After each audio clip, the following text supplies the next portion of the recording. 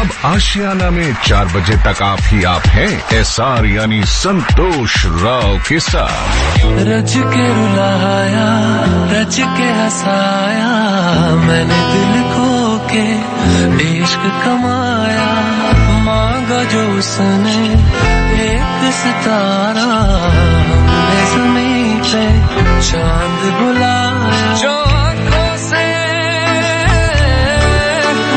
वो जो आँखों से एक पल ना ओझल हुए, वो जो आँखों से एक पल ना ओझल हुए, लापता हो गए देखते देखते। सोचता हूँ कि वो कितने मासूम थे, सोचता हूँ कि वो कितने मासूम थे, क्या से क्या हो गए देखते देखते। सोचता हूँ कि वो कितने मासूम थे, क्या से क्या हो गए देखते देखते। सोचता हूँ कि वो कितने मासूम थे, सोचता हूँ कि वो कितने मासूम थे, क्या से क्या हो गए देखते देखते। वो जो कहते थे बिछड़ेंगे ना हम कभी, वो जो कहते थे बिछड़ेंगे ना हम कभी, अलविदा हो गए देखते देखते। से क्या हो गए, जी हाँ, क्या से क्या हो गए देखते देखते। दोस्तों, ये वाक्य की क्या से क्या हो गए देखते देखते मतलब जैसे पहले तुम थे अब वैसी नहीं रहे, इसको सेंटेंस कहें या डायलॉग, ये बात अक्सर पति और पत्नी के बीच सुनने को मिल जाएगी, क्योंकि पति पत्नी दोनों को एक दूसरे से यही शिकायत रहती है कि अब पहले जैसा वाला प्यार नहीं रहा, पहले जैसे वाली केयर नहीं रही, बात करने के लिए पहला जो जैसा जोश रहता था वो वाला जोश अब नहीं रहा, वगैरह वगैरह। वैसे पति पत्नी दोनों के बीच कुछ न कुछ शिकायतें तो हमेशा बनी रहेंगी और बनी रहनी भी चाहिए, क्योंकि शिकायतें, शिकवा, गिला ये सब एक गरम मसाले की तरह होते हैं जो जिंदगी को और स्वादिष्ट बनाते हैं और प्यार में रोमांच भी भर देते हैं कुछ इस तरह से।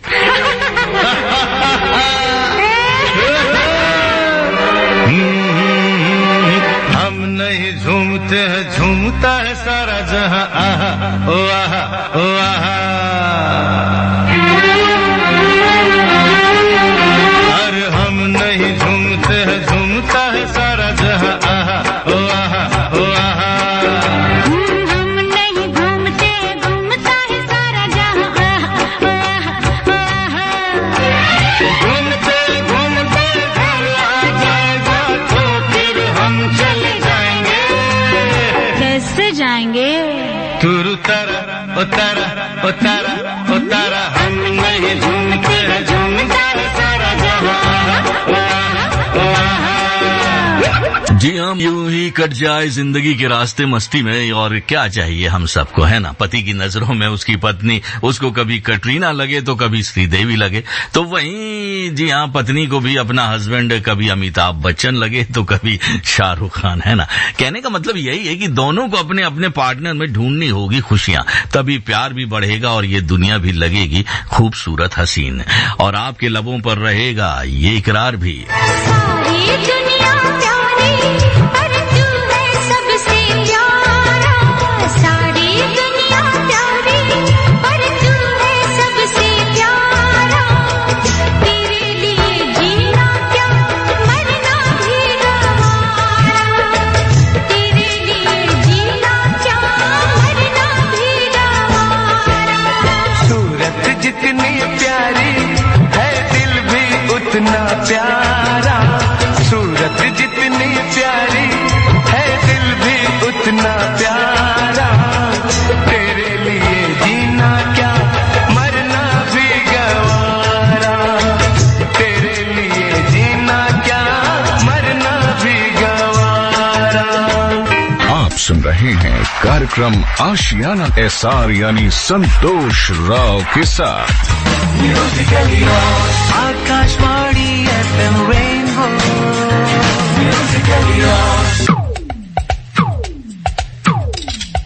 गोरों की न कालों की दुनिया है दिल वालों की।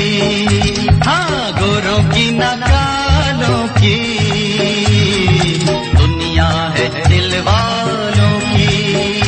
हंस के जिए हंस के मरे हम जैसे दिल वालों की, ओ गोरों की न कालों की, दुनिया है दिल वालों की। आप सुन रहे हैं कार्यक्रम आशियाना एसआर यानी संतोष राव के साथ। Musically yours, Akashvani FM rainbow, musically yours. जी हाँ दोस्तों, आप सुन रहे हैं आकाशवाणी का FM रेनबो, मेरे साथ यानी एसआर यानी संतोष राव के साथ प्रोग्राम चल रहा है आशियाना।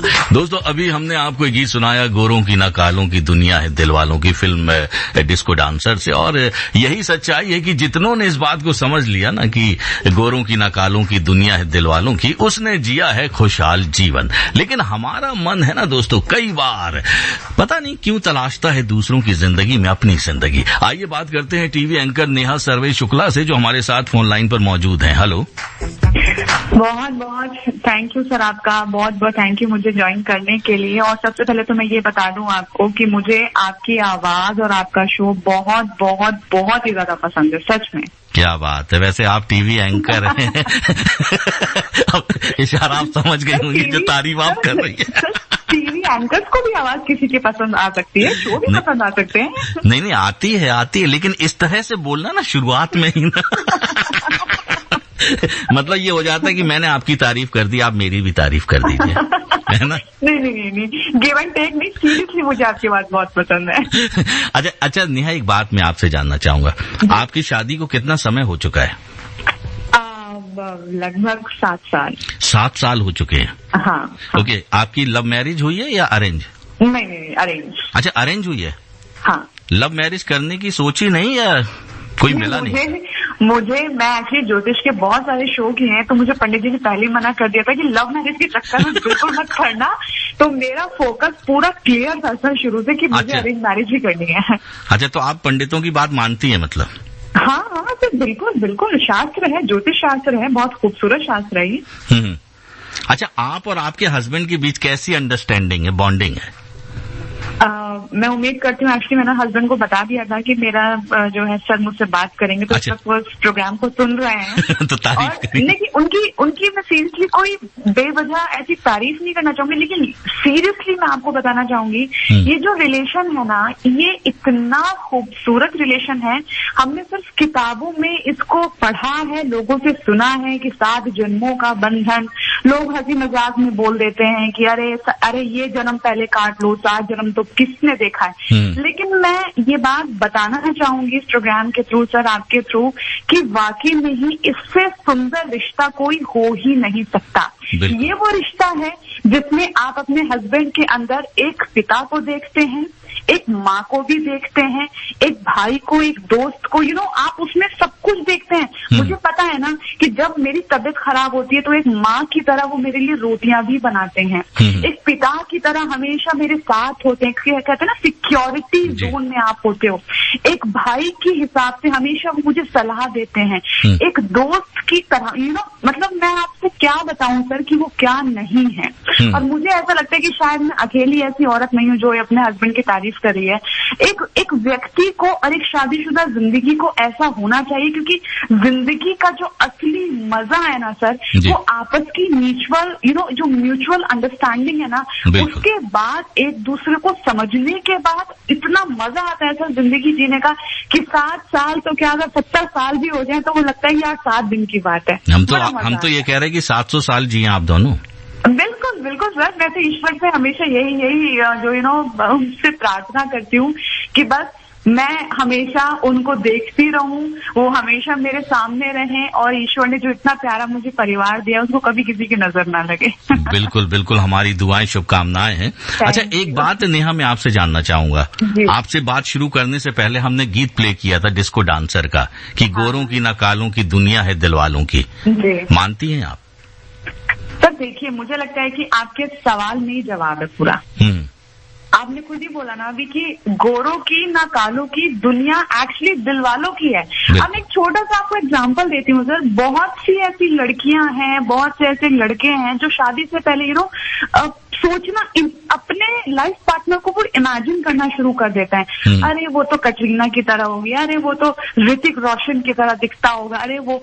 लेकिन अगर उनकी शादी एक ऐसे व्यक्ति विशेष के साथ हो जाती है जिसका कॉम्प्लेक्शन उससे डाउन है, तो अगर आपके अंदर मैच्योरिटी है, आपने उसके रंग को ना देखकर उसके दिल को देखा ना सर, तो शायद आपका जीवन बड़ा खूबसूरत हो जाएगा। लेकिन अगर वहीं आप अटके रहे, अरे ये तो काला है, अरे ये तो सांवला है, अरे ये तो वैसा है, तो अगर आप सर कमियां निकालते रहिए ना, तो फिर वो जिंदगी नहीं रहती है सर। इसीलिए हमेशा व्यक्ति का दिल देखो, उसका अंदर का जिगर देखो कि आपके लिए उसने कितना कुछ समर्पण भाव पैदा किया हुआ है। वो आपके कहने से पहले सबको समझ जाता है कि आपको ये चाहिए और आप ये करने वाले हैं। सर अगर ऐसा बोलने से पहले आपको समझने वाला व्यक्ति मिल जाए ना जीवन में, तो मैं कहूंगी कि आप ईश्वर के सबसे बड़ी कृपा के पात्र हो फिर आप। बिल्कुल सही कहा। लेकिन अच्छा, वो रीजन क्या है? हम एक चीज जानना चाहते हैं कि लोग अपने पार्टनर में दूसरों की छवि क्यों देखने की चाहत रखते हैं? मैं बिल्कुल सही कह रहा हूँ सर। मैंने ना कई जगह ऐसे देखा है, ऐसे लोग हैं, बल्कि मेरे आसपास भी ऐसे लोग हैं जो जिनका जो एक्सपेक्टेशन का लेवल है ना वो बड़ा हाई है। उनको ये लगता है कि अरे उसको ऐसा होना चाहिए। सबसे पहले तो मैं ये जानना चाहूंगी सर, बल्कि मैं ये लोगों से सवाल करना चाहूंगी, क्या आप ऐसे हैं? क्या आप वैसे बन पाए जैसा आपके लिए, आपको उनके लिए होना चाहिए? नहीं। देखिए सर, कोई भी ना व्यक्ति जब जन्म लेता है ना तो 100% परफेक्ट नहीं हो सकता। उसके अंदर गलतियां भी होती हैं, उसके अंदर खूबियां भी होती हैं।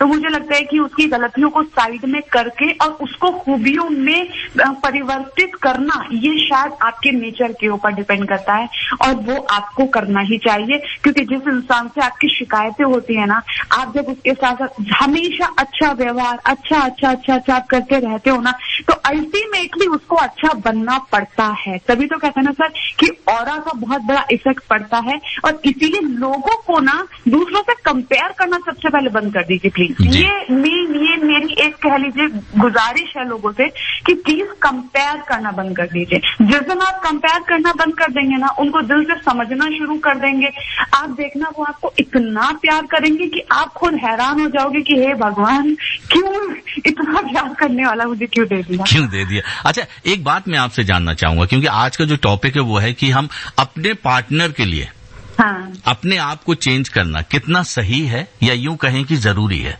नहीं, मुझे लगता है क्यों चेंज करना है सर? मुझे एक बात बताइए, क्यों चेंज करना है? भाई हमारी शादी हुई है, आपने मुझे एक्सेप्ट ऐसे ही किया है ना? हाँ, आपने मुझे एक्सेप्ट ऐसे ही किया है, मैं जैसी हूँ। सर अब मैं आपको अपनी बात बताती हूँ, मुझे ना तो कभी चेंज होने की नौबत हुई, ना उन्होंने मुझे कभी चेंज करने की कोशिश की। इसके पीछे कारण है हम लोगों की आपसी म्यूचुअल अंडरस्टैंडिंग। और रही बात सर, देखिए लोग कहते हैं कि शादी के बाद बदलाव आता है, बिल्कुल सही बात है, इसमें कोई गलत बात नहीं है। लेकिन अगर वो बदलाव सकारात्मक तरीके से हो, उस शुद्ध भाव के साथ होना सर, तो वो बदलाव भी बड़ा अच्छा लगता है। अगर मुझे अच्छा लगता है कि मेरे ये करने से इनको खुशी मिलेगी, तो सर वो काम मैं करती हूँ और वो बदलाव मुझे अच्छा लगता है। और मैं चाहूंगी कि भाई मैं उनके जीवन में खुशी देने के लिए, अपनी फैमिली को खुश रखने के लिए अगर सर मुझे छोटे मोटे बदलाव करने पड़े तो सर इसमें कोई हर्ज वाली बात नहीं है। लेकिन हाँ, मैंने कुछ लोग सर ऐसे भी देखे हैं जो जबरदस्ती लोगों पे ओवर बर्डन करके चीजों को चेंज करने की कोशिश करते हैं। अरे तुम ऐसा क्यों कर रही हो, अरे तुमने ऐसा क्यों किया।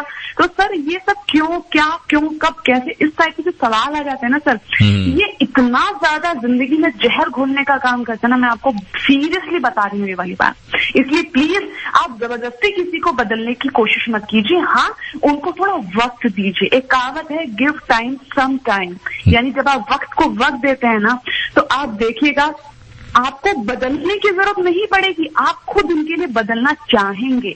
जब वो भाव अंदर से आ जाता है ना कि हाँ यार मैं चेंज होना चाहता हूँ, मैं इसके लिए कुछ करना चाहता हूँ। तो जब वो डेडिकेशन वाली फीलिंग आ जाती है ना, आय हाय हाय हाय, जिंदगी मतलब बाकी में फिर वही। क्या बात है, क्या बात है। देखिए मैं आपकी बातें सुन रहा था, मैंने एक प्यारा सा गीत निकाला हुआ है और मैं चाह रहा हूँ कि पहले इस गीत को प्ले करता हूँ, उसके बाद फिर आपसे ढेर सारी बातें करूंगा, क्योंकि आपने अपने दिल की तो बात बता दी है सारी कि आप बदलना नहीं चाहती हैं, लेकिन अगर उनका प्यार इतना मिलता है तो आप बदलने में भी आपको खुशी होगी।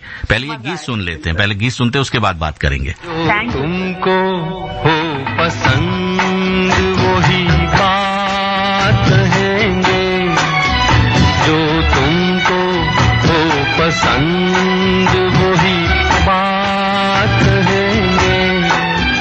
तुम दिन को अगर रात कहो रात कहेंगे, जो तुमको हो पसंद वही बात कहेंगे। जी हाँ, जो तुमको हो पसंद वही बात कहेंगे। नेहा सर्वे शुक्ला है हमारे साथ फोन लाइन में, टीवी एंकर। हेलो जी सर, जी सर। आपने ये गीत सुना? हाँ सर, बहुत ही पसंद है मुझे। मुकेश ने क्या गीत गाया ये, है ना? बिल्कुल। अच्छा, बहुत से पत्नियां होती हैं जो ये चाहती हैं कि उनके पति उनकी बातें माने हमेशा, या जैसा वो चाहती है पति उस तरह के जिंदगी को गुजारे। कुछ पति भी ऐसे होते हैं जो चाहते हैं कि पत्नी बस उनकी उंगलियों की तरह उनके पर नाचती रहे। एक बात जानना चाहूंगा, क्या अपने वजूद को या अभिमान को ताक पर रखकर अपने पार्टनर को खुश रखना सही है? एक शब्द में मेरा इसका जवाब है नहीं, नहीं, नहीं। देखिए, जब आप 7 फेरे लेते हैं ना, तो उन 7 फेरों में ना 7 वचन आपसे पंडित जी दिलवाते हैं। ठीक है। अब देखिए सर, शादी अगर आपको याद, मुझे लगता है शायद आपको याद भी होंगे वो 7 वचन, लेकिन मुझे लगता है ना सर कि अगर आप यहाँ पर आपने बात की अपने अभिमान को, अपनी सेल्फ रिस्पेक्ट को ताक पे रखकर, मुझे लगता है सर ये ना वही लोग ऐसे काम करवाते हैं ना जिसको दूसरे की इज्जत नहीं है, जो दूसरे की रिस्पेक्ट नहीं करता, जो ये दूसरे इंसान को, अपने लाइफ पार्टनर को वो कहीं काउंट ही नहीं करता।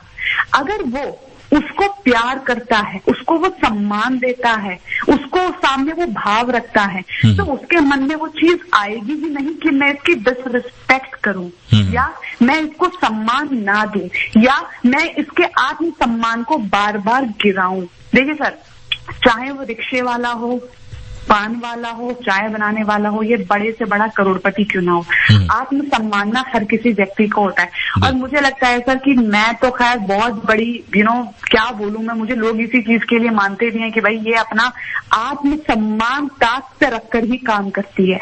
तो मुझे ऐसा लगता है सर कि हर व्यक्ति को ये अधिकार होना चाहिए, बल्कि ये उसका अधिकार है कि वो जब तक जी रहा है आत्म सम्मान के साथ जी। और रही बात हस्बैंड वाइफ के रिलेशन की सर, तो अगर वो वाकई में हस्बैंड वाइफ है ना, वाकई में वो इस रिश्तों को जी रहे हैं, तो यहाँ ये शब्द आने ही नहीं चाहिए कि तुम्हारा आत्म सम्मान, देखिए उसका सम्मान यानी आपका सम्मान, बिल्कुल है ना, उसका, वो अगर आपको प्यार कर रहा है तो आप उसके अंदर हो, यानी आप आधे तो उन्हीं के अंदर हो ना यार। यानी आप अगर बेइज्जती कर रहे हो तो कहीं ना कहीं वो बेइज्जती आपकी भी तो है, आपकी फैमिली की है, आपके माँ बाप की है जिसने आपको पैदा किया, आपके उन संस्कारों की कहीं ना कहीं कमी है जो एक समाज देखना नहीं चाहता है। लेकिन आप बार बार अगर ये दिखाते हो, चाहे वो एक औरत है या वो एक आदमी है, कि भाई आपका मान सम्मान मेरे जूते की नोक पर, ठीक है, तुम्हें जो करना है करो, मैं अपने हिसाब से काम करूंगा, नहीं। जिंदगी, रिश्ते, प्यार, मोहब्बत, कुछ भी चीज सर नहीं ऐसे चल सकती। आपको डेडिकेशन रखना पड़ेगा, और एक शब्द है आत्मसमर्पण, वो हर रिश्ते में होना चाहिए। बिल्कुल, आत्मसमर्पण रहेगा तो प्यार भी बढ़ेगा, और प्यार बढ़ेगा तो आपका आशियाना बहुत सुंदर बन जाएगा, रिश्ता मजबूत होगा। जी। अच्छा, जो लोग इस तरह की भावना रखते हैं, इस तरह की फील रखते हैं, उनके रिश्ता कितना सरवाइव कर सकता है? सरवाइव सर, मैंने आपको क्या बोला अभी थोड़े वक्त पहले कि आपको 70 सालों का साथ भी लगेगा 7 दिन का। अगर आपने ये भाव रख लिया ना मन में, तो आप सुबह ऑफिस से जब निकलेंगे ना सर घर के लिए, तो आपको घर आने की ना जल्दी रहेगी।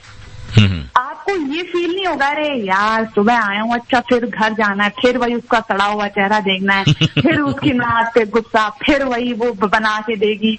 आपको सर फिर चटनी के साथ भी रोटी खाने में मजा आएगा। जी।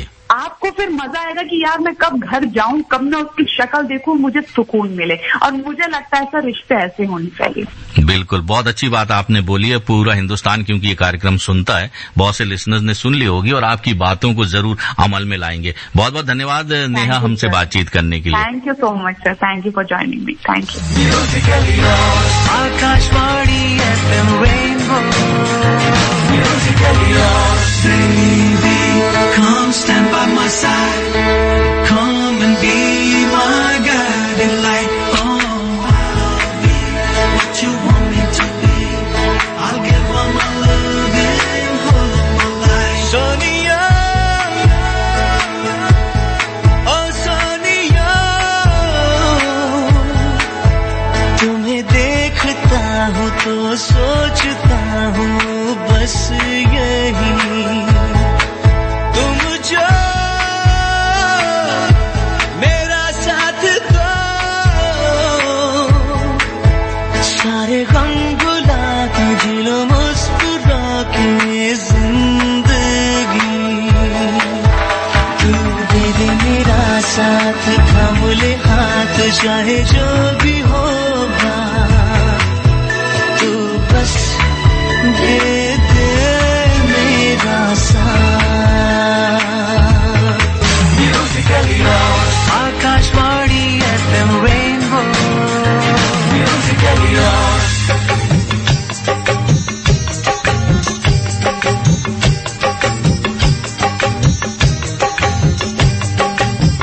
तेरे चेहरे पे मुझे प्यार नजर आता है, तेरे होठों पे भी इजहार नजर आता है, प्यार छुपता नहीं जितना भी छुपा ले चाहे,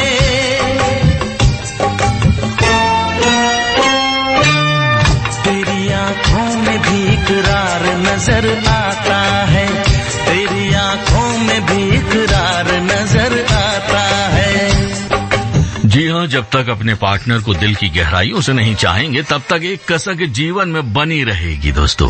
इसीलिए अपने जीवन साथी के लिए जैसे हैं समर्पित रहें। जी हाँ, पूर्ण रूप से समर्पित रहें, क्योंकि ऐसा करके आप अपने आशियाने को और खूबसूरत बनाएंगे। बहरहाल अब वक्त हो रहा है आशियाना प्रोग्राम को समाप्त करने का, लेकिन आप हमारे साथ बने रहिएगा क्योंकि हमारा म्यूजिकली सफर आपके साथ जारी रहेगा दिल विच दिल्ली और रेडियो डॉक्टर के माध्यम से 4 बजे तक। तो बने रहिए और सुनते रहिए आकाशवाणी का FM रेनबो SR यानी संतोष राव के साथ। दिल्ली वालों को रेनबो की सौगात दिल विच दिल्ली यानी दिल्ली NCR विद SR।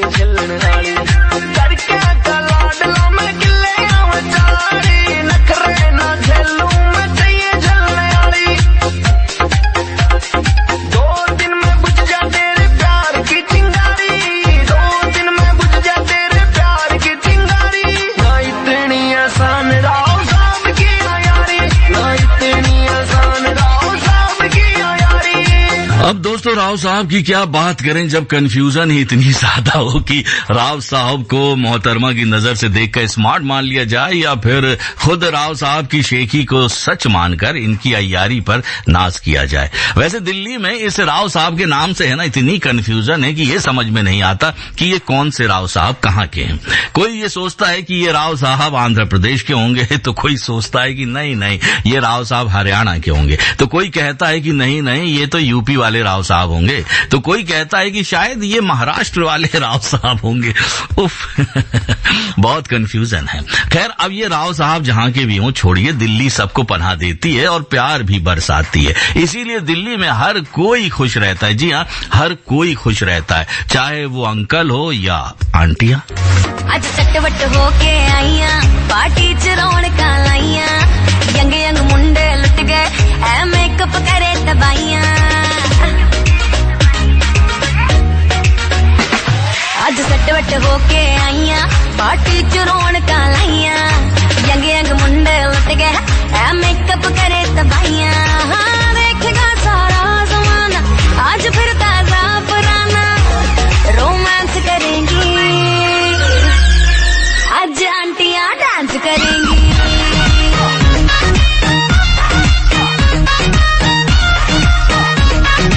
आज आंटियां डांस करेंगी। अजी अभी कहाँ चले, अभी तो पिक्चर बाकी है। दिल विच दिल्ली में बने रहिए SR यानी संतोष राव के साथ FM रेनबो पर। Akashvani FM rainbow.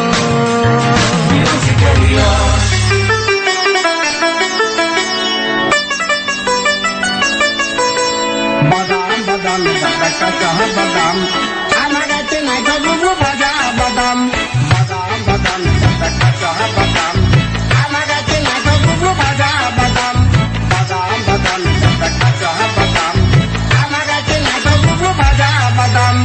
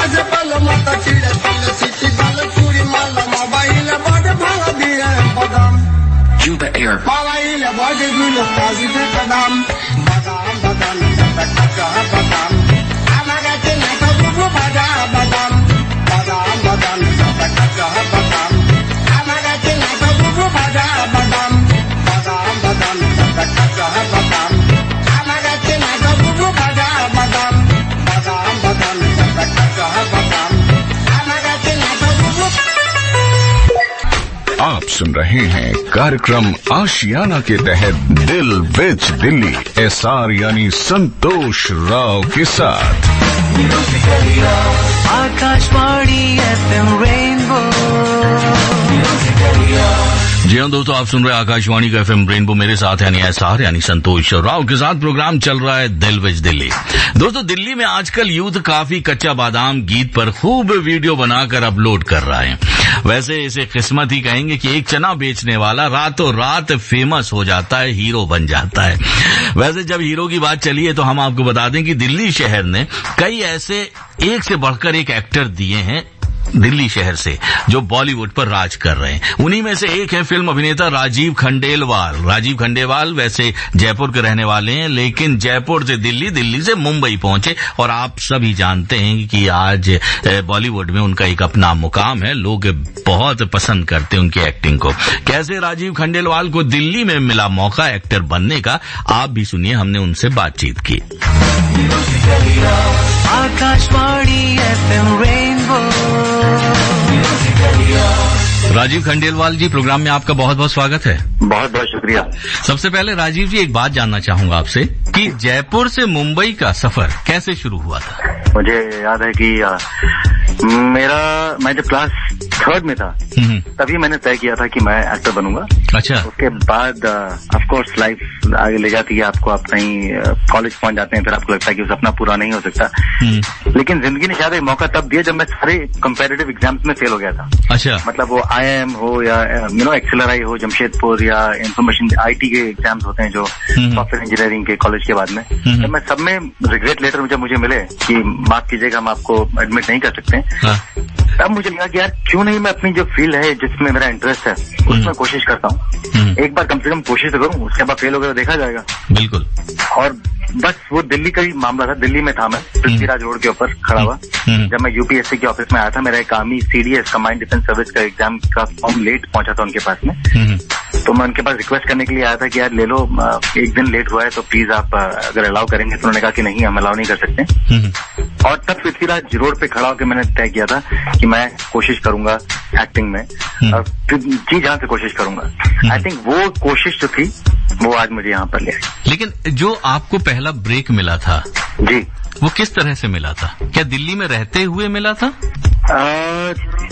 देखिए मैं दिल्ली में डॉक्यूमेंट्री फिल्म्स बना रहा था, और मैं फिर मुंबई जाना शुरू कर दिया था मैंने। अच्छा। अपनी डॉक्यूमेंट्री फिल्म के सिलसिले में, और वहाँ एड फिल्म मैंने अपना करियर शुरू किया था एड फिल्म में।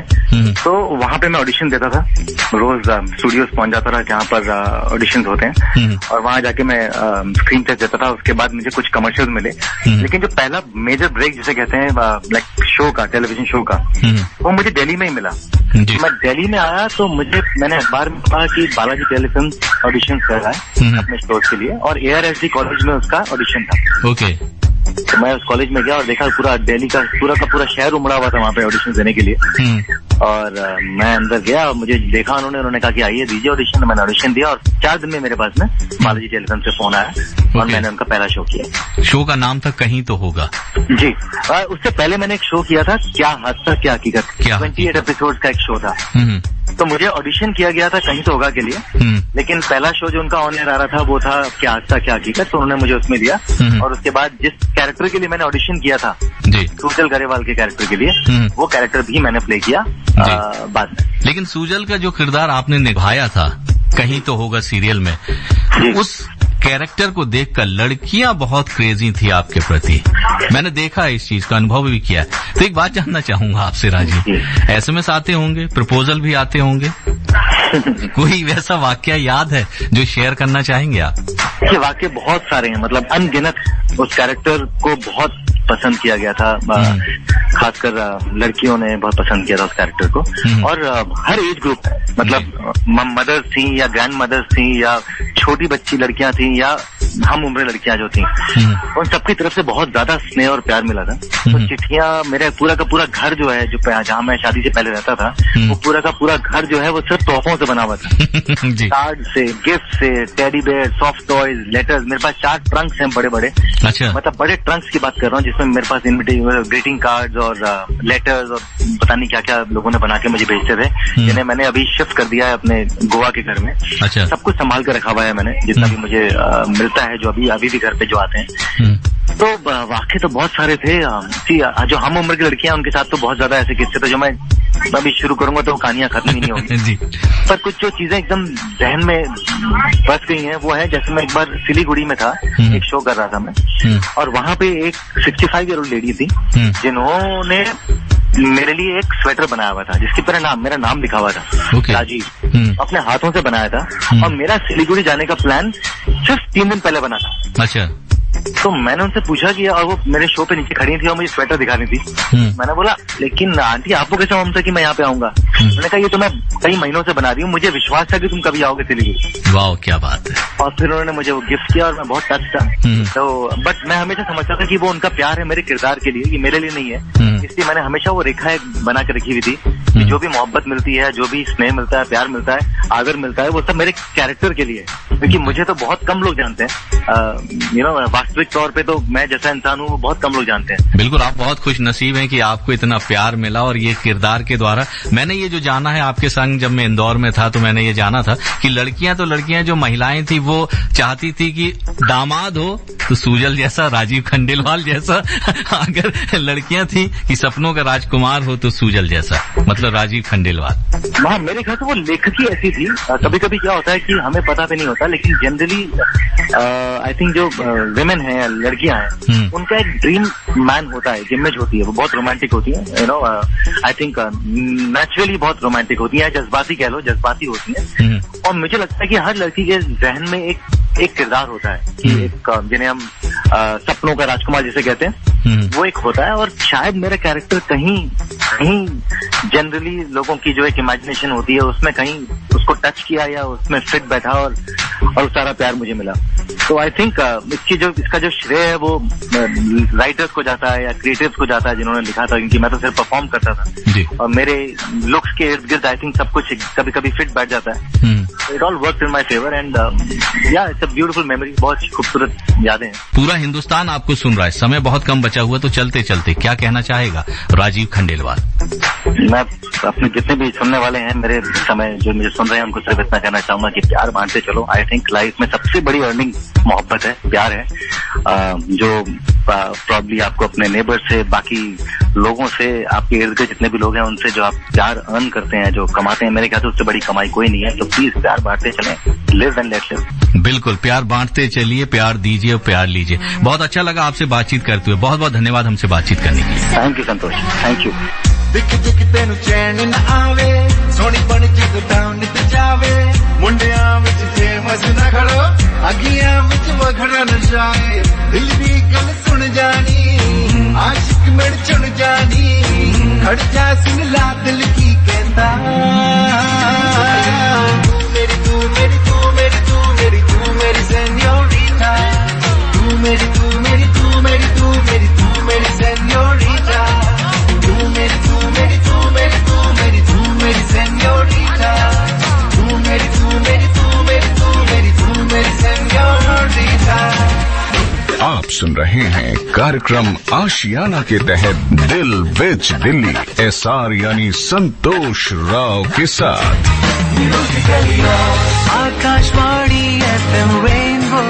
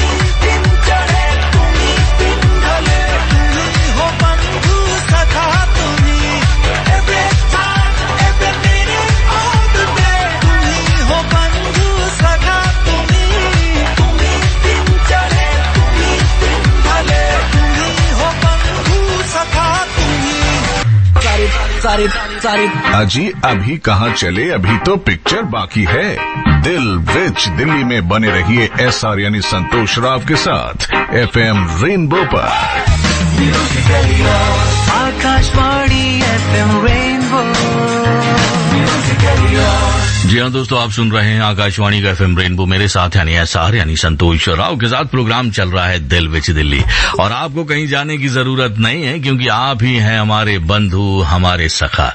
वैसे 2012 में बनी Hindi romance comedy film cocktail का ये गीत सुनकर आपको समझ में आ गया होगा कि आज हम कॉकटेल फिल्म के उन शूटिंग लोकेशंस के बारे में बात करेंगे जिन्हें दिल्ली में फिल्माया गया। लेकिन दोस्तों उससे पहले कि हम आपको बता दें कि इस फिल्म की कहानी क्या है या इसका डायरेक्शन किसने किया था। इस फिल्म को डायरेक्ट किया था होमी अजानिया ने, और जबकि फिल्म में थे सैफ अली खान, दीपिका पादुकोण, डियाना पेंटी, डिम्पल कबाड़िया, बोमन ईरानी और रणदीप हुड्डा।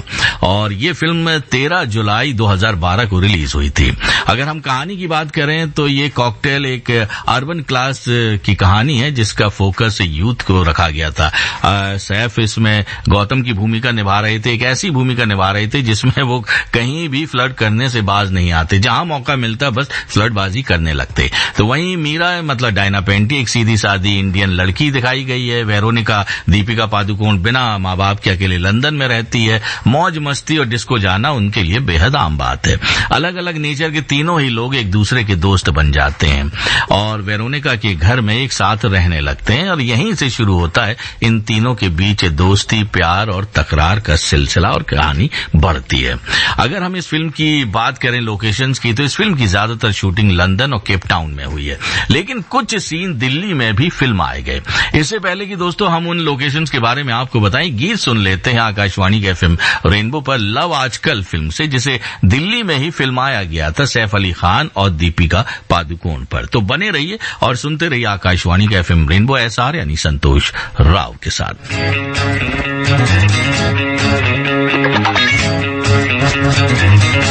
कदी ते हसबो ना जिंद साडी रोन वे, कदी ते हसबो ना जिंद साडी रोन वे। तू आजा दिल जानिया बेकारी जानिया, तू आजा दिल जानिया बेकारी जानिया। असानू ना जिंद साडी रोन वे।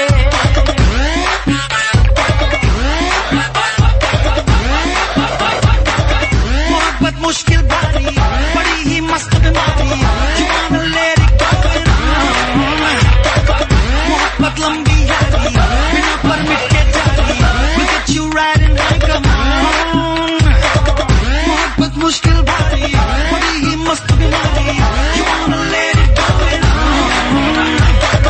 मोहब्बत लंबी यारी, बिना परमिट के जारी, we'll get you riding like a moon।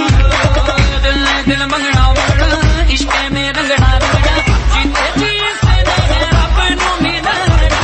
दिल लड़ जाना, मर मुक जाना, कोई कहानी बस बदले हमारा। आहू आहू आहू आहू आहू आहू आहू आहू आहू आहू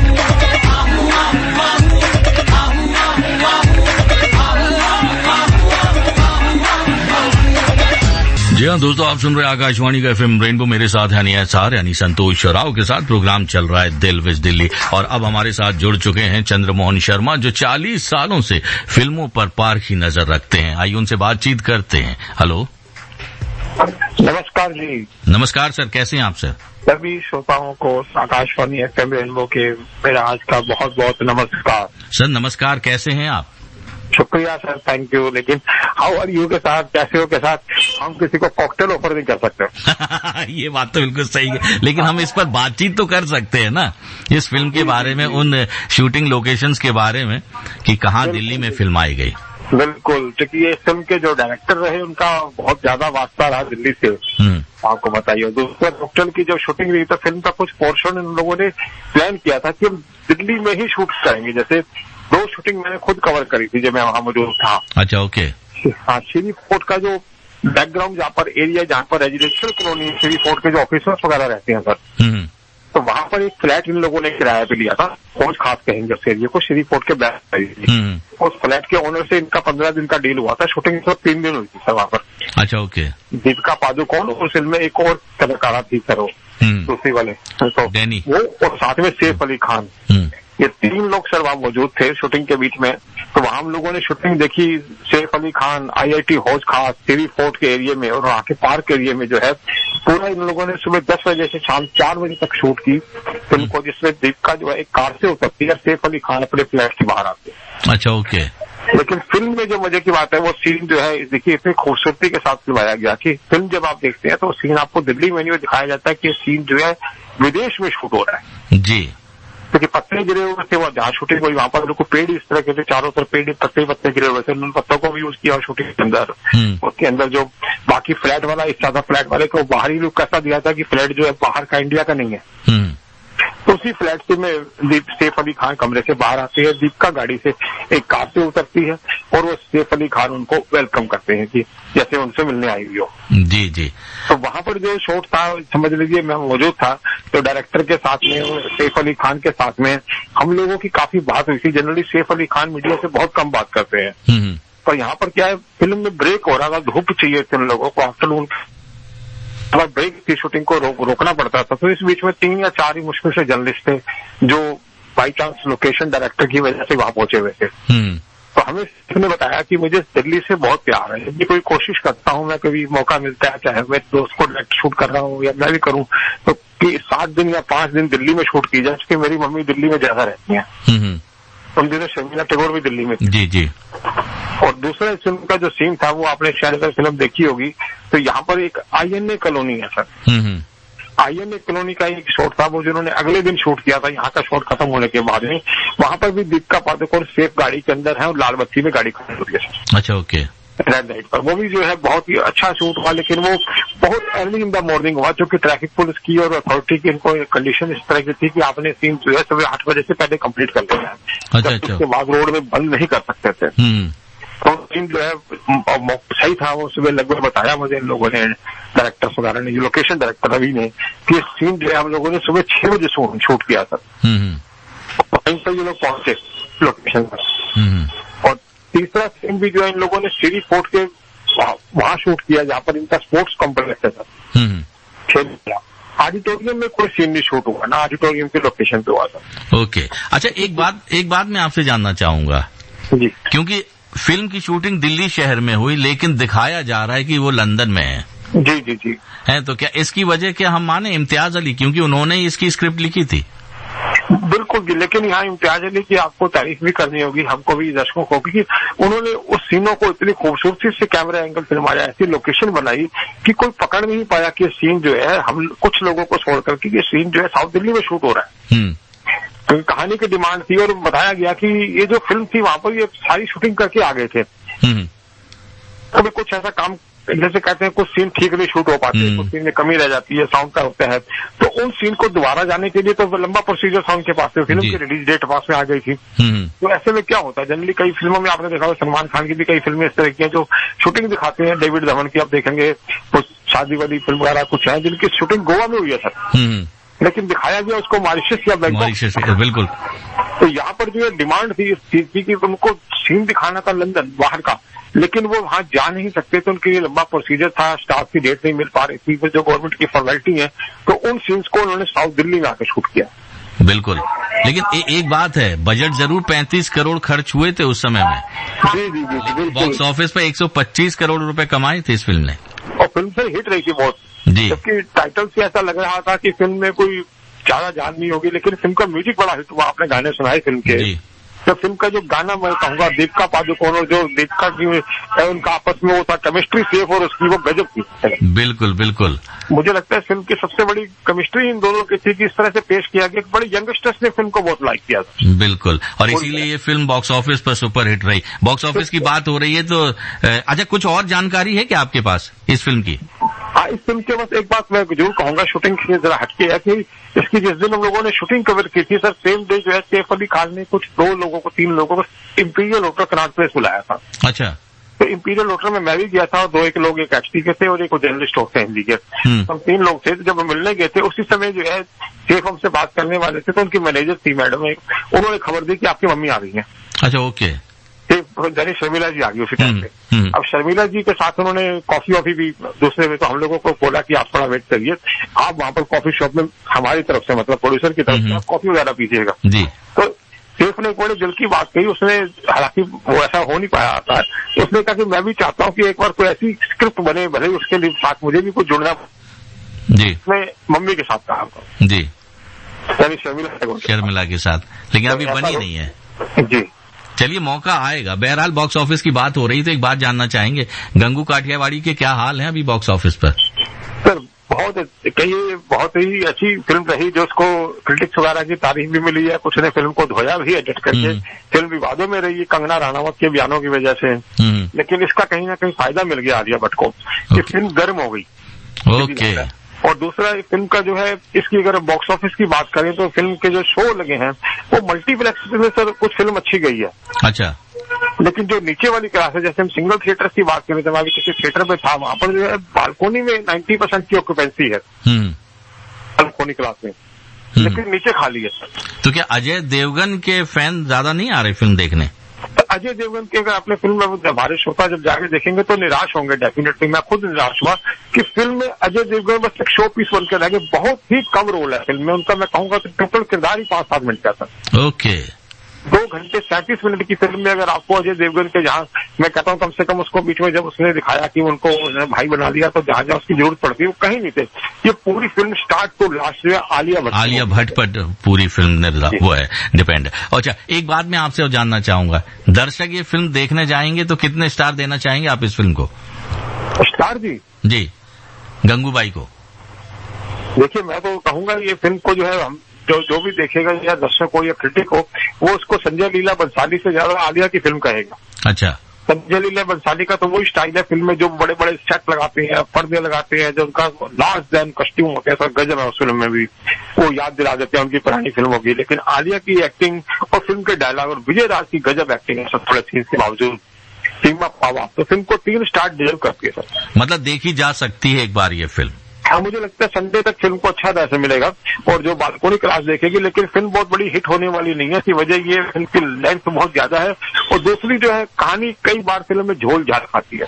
चलिए कोई बात नहीं, इसके बारे में हम कभी और बातचीत करेंगे। बहुत बहुत धन्यवाद हमसे बातचीत करने के लिए। नमस्ते आपको। आकाशवाणी FM रेनबो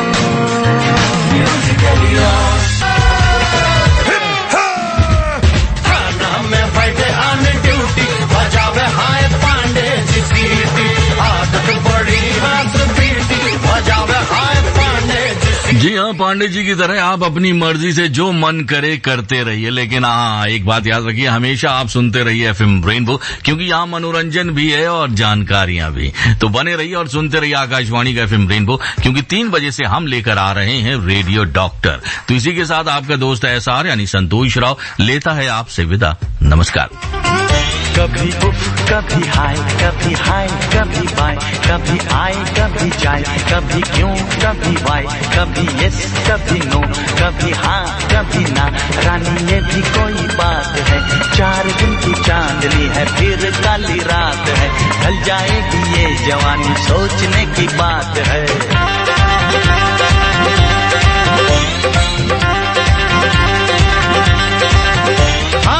दुनिया में आई हो तो लब कर लो, दुनिया में आई हो तो लब कर लो, थोड़ा सा जी लो थोड़ा थोड़ा मर लो।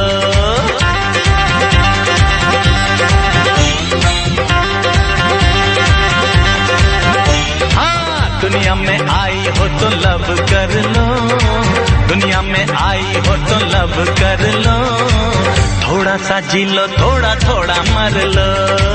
दुनिया में आई हो तो लब कर लो, दुनिया में आई हो तो लब कर लो, थोड़ा सा जी लो थोड़ा थोड़ा मर लो।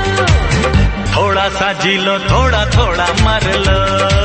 दुनिया में आई हो तो लब कर लो। बारिश की बूंद में